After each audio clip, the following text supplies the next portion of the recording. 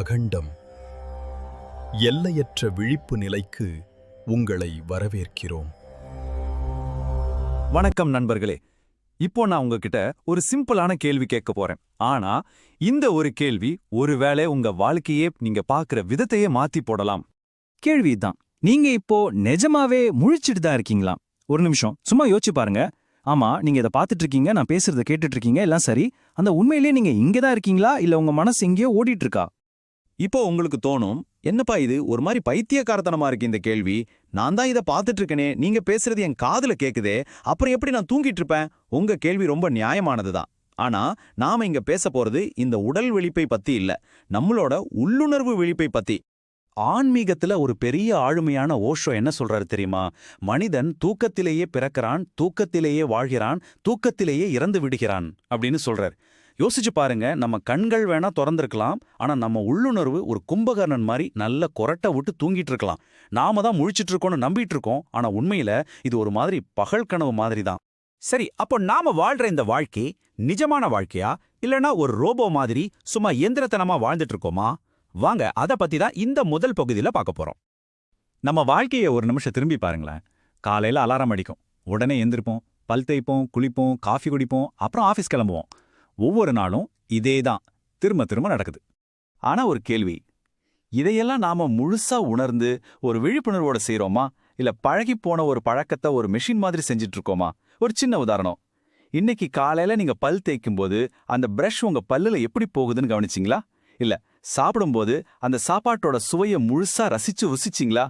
பெரும்பாலும் பதில் இல்லைன்னு தான் இருக்கும். நாம சாப்பிடும்போது நம்ம மனசு ஆபீஸ் பிரச்சனைய பத்தியோ இல்ல டிவியில ஓடுற நியூஸ பத்தியோ யோசிச்சுட்டு இருக்கோம்.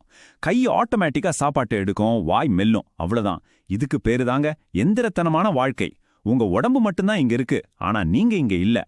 உங்களை கண்ட்ரோல் பண்றது நீங்க இல்ல, உங்க பழக்க வழக்கங்கள். ஓகே, நம்மளை இயக்குறது நம்ம பழக்க வழக்கங்கள்னு வச்சுப்போம். ஆனா அந்த பழக்க வழக்கங்களை எது இயக்குது? உங்க வாழ்க்கையோட ரிமோட் கண்ட்ரோல் உண்மையிலே யார் கையில இருக்கு? வாங்க அத பத்தி இப்ப பார்க்கலாம். ரஷ்ய விஞ்ஞானி பாவ்லோவ் செஞ்ச ஒரு ரொம்ப ஃபேமஸான பரிசோதனை இருக்கு. ஒரு நாய்க்கு மணி அடிச்சிட்டு சாப்பாடு வைக்கிறாரு. இதையே திரும்ப திரும்ப செய்யறாரு. கொஞ்ச நாள் கழிச்சு சாப்பாடு வைக்காம சும்மா மணி அடிச்சாலே போதும், அந்த நாய்க்கு எச்சில் ஊற ஆரம்பிச்சிடுது. இது ஒரு கண்டிஷனிங், ஒரு பழக்கத்தோட விளைவு. இப்போ ஒரு நிமிஷம் யோசிச்சு பாருங்க, அந்த நாய்க்கும் நமக்கும் என்ன பெரிய வித்தியாசம்? யாராவது நம்மள புகழ்ந்தா உடனே நமக்கு சந்தோஷம் வருது, யாராவது நம்மள திட்டினா உடனே கோபம் வருது. வெளியில இருந்து யாரோ ஒரு பட்டனை தட்டுறாங்க, உள்ள நமக்குள்ள ஒரு ரியாக்ஷன் நடக்குது. அந்த மணி சத்தம் மாதிரி தான் இதுவும்.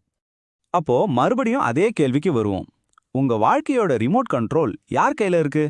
உங்களை சந்தோஷப்படுத்தவும் கோபப்படுத்தவும் அடுத்தவங்களால இவ்ளோ ஈஸியா முடியுதுன்னா, அப்போ உண்மையான கண்ட்ரோல் யார் கையில இருக்கு? உங்க கையிலையா? இத இன்னும் நல்லா புரிஞ்சிக்க ஒரு குட்டி கதை சொல்றேன், கேளுங்க. ஒரு ஞானி ஒரு கிளிக்கு ஒரு சூப்பரான மந்திரத்தை சொல்லிக் கொடுக்கிறார். பூனை என் உண்மையான சுரூபம் அல்ல, நான் ஒரு ஆத்மா அப்படின்னு சொல்லிக் கொடுக்கிறாரு. அந்த கிளியும் ரொம்ப அழகா அதை மனப்பாடம் பண்ணி திரும்ப திரும்ப சொல்லிக்கிட்டே இருக்கு. ஒரு நாள் என்னாச்சுன்னா, ஒரு பூனை அந்த கிளியை பிடிக்க வருது. கிளி என்ன பண்ணுது தெரியுமா? கண்ணை மூடிக்கிட்டு பூனை என் உண்மையான சொரூபம் அல்ல, நான் ஒரு ஆத்மான்னு திரும்ப திரும்ப சொல்லுது. ஆனா என்ன பிரயோஜனம்? பூனை அதை பிடிச்சு சாப்பிட்டுருச்சு. கேட்கறதுக்கு ரொம்ப காமெடியா இருக்கலாம், ஆனா கொஞ்சம் ஆழமா யோசிச்சு பாருங்க. அந்த கிளி மனப்பாடம் பண்ணதை வச்சு மட்டும்தான் உலகத்தை பாக்குது. அதுக்கு முன்னாடி இருக்கிற ஆபத்தை அது உணரவே இல்லை. நாமளும் அப்படிதானே, நம்ம மூளைக்குள்ளேயும் ஒரு பழைய ரெக்கார்டு தான் ஓடிட்டு இருக்கு. புதுசா எது நடந்தாலும் நம்ம கவனிக்கிறது இல்ல. இதுக்கு பேரு தான் ஆன்மீக தூக்கம். சரி, இந்த எந்திரத்தனமான வாழ்க்கையில இருந்து இந்த ஆன்மீக தூக்கத்திலிருந்து வெளியே வர்றது எப்படி? அதுக்கு ஏதாவது ரகசியம் இருக்கா? கண்டிப்பா இருக்கு. அத பத்தி தான் இப்போ நாம பார்க்க போறோம். அந்த ரகசியம் ரொம்ப சிம்பிள், சாட்சியா இருக்கிறது.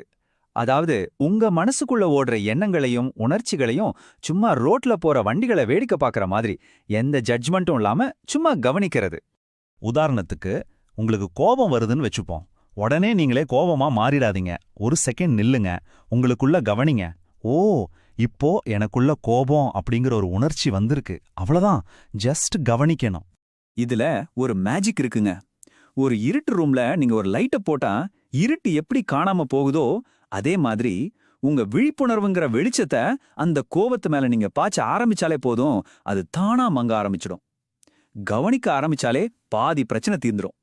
சரி, இதெல்லாம் கேட்கறதுக்கு நல்லா தான் இருக்கு. ஆனா இதை எப்படி பிராக்டிஸ் பண்றது? நம்மளோட முதல் விழிப்புணர்வு படியை எப்படி எடுத்து வைக்கிறது? அதை பத்தி இப்ப பார்க்கலாம். இதுக்காக நீங்க பெரிய பெரிய தியானம்லாம் செய்யவே வேண்டாம். இன்னைக்கு ஒரே ஒரு சின்ன விஷயத்த மட்டும் முழு கவனத்தோட செஞ்சு பாருங்க. நீங்க நடக்கும்போது உங்க பாதம் தரையில படுறத உணருங்க. இல்லனா தண்ணி குடிக்கும்போது அந்த தண்ணியோட குளிர்ச்சியை உணர்ந்து குடிங்க. ஏன் இப்பவே கூட உங்கள சுத்தி என்ன சத்தம் கேக்குதுன்னு ஒரு நிமிஷம் கவனிச்சு பாருங்களேன். ஏன்னா இருந்த காலமும் சரி எதிர்காலமும் சரி அது ரெண்டுமே நம்ம மனசுல இருக்கிற ஒரு கற்பனை தான். ஆனா இந்த நொடி இந்த நிகழ்காலம் இதுல வாழ்றது தான் உண்மையான வாழ்க்கை. அதனால வாங்க இன்னிலிருந்து ஒரு ரோபோ மாதிரி இல்லாம உயிருள்ள சுவாசிக்கிற மனுஷங்களா ஒவ்வொரு நிமிஷத்தையும் உணர்ந்து வாழ முயற்சி பண்ணுவோம். புத்தர்ல இருந்து ஓஷோ வரைக்கும் இந்த உலகத்துல வந்த எல்லா பெரிய ஞானிகளும் திரும்ப திரும்ப சொன்ன அந்த ஒரே ஒரு முக்கியமான செய்தி என்ன தெரியுமா? விழித்திருங்கள், அவ்வளவுதான். உங்க ஒவ்வொரு செயல்லையும் ஒவ்வொரு வார்த்தையிலும், ஏன் நீங்க வாங்குற ஒவ்வொரு மூச்சுல கூட விழித்திருங்கள். இந்த வீடியோ உங்களுக்கு ஒரு சிறிய தெளிவை கொடுத்திருந்தால் லைக் பண்ணுங்க.